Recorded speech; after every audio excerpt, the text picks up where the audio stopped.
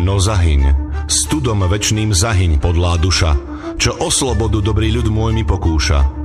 Lež večná meno toho nech ovenčí sláva, kto seba v obeť svetu za svoj národ dáva. A ty morho, hoj morho, detvo môjho rodu, kto kradmou rukou siahne na tvoju slobodu, a čo i tam dušu dáš v tom boji divokom, mor ty len a voľne byť, ako byť otrokom. Samochalúbka. Počúvate informačnú vojnu slobodného vysielača.